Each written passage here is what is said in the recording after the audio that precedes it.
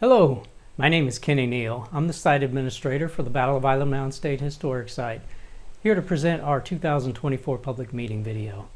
I'm standing at a kiosk that tells the story of the Battle of Island Mound. Through this window beside me, you see the restored prairie as it would have looked when the Battle of Island Mound took place. Nearly 162 years ago, in October of 1862, the 1st Kansas Colored Volunteer Infantry were the first uniformed black men to engage in combat as Union soldiers during the Civil War. The 1st Kansas soldiers were sent here to clear out a band of rebels who were camped just south of here.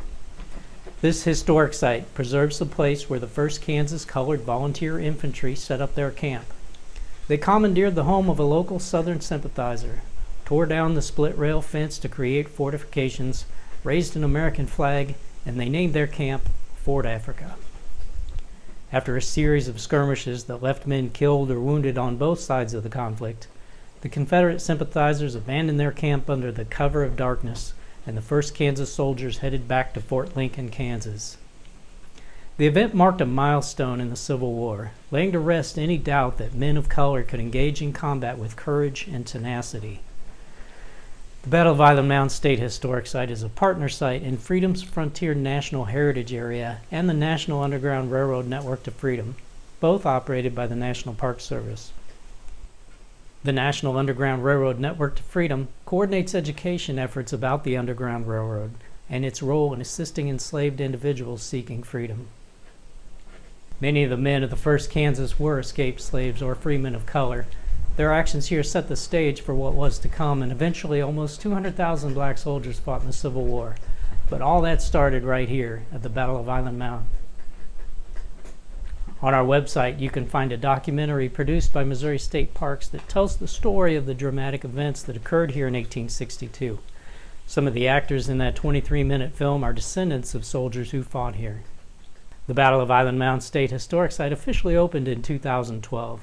This 40-acre historic site features this kiosk, a picnic shelter that is reservable year-round, a memorial monument, and a 1/2-mile trail with informational panels along the trail.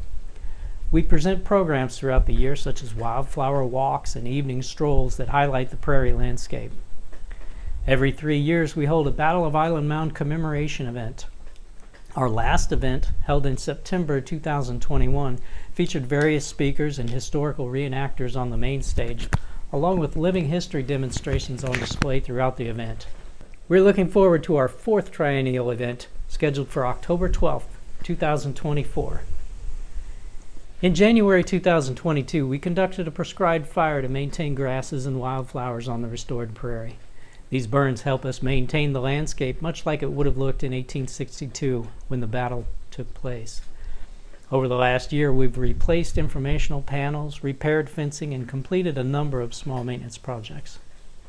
Last summer, hay was harvested from the prairie portion of the site to help farmers impacted by the drought as part of Governor Parsons' emergency drought assistance. In the upcoming year, we will continue prairie restoration efforts, specifically combating invasive plant species that make their way onto the site, as well as conducting another prescribed fire. Thank you for watching and attending our virtual public meeting presentation. Please feel free to share this link with your family and friends. We welcome your feedback. If you have any questions, you can reach out to the park office at 417-276-4259 or email us at stocktonstatepark@dnr.mo.gov. You may also use the comments section to provide feedback focused on the operations at Battle of Island Mound State Historic Site. If you have other questions or comments, you can email moparks@dnr.mo.gov. The park contact information is also listed in the video description for your convenience. Thanks to the citizens of Missouri, our state parks and historic sites are supported by 0.5% of the parks, soils, and water sales tax. This sales tax allows free access to Missouri's 93 state parks and historic sites. Remember, you're always welcome in Missouri State Parks.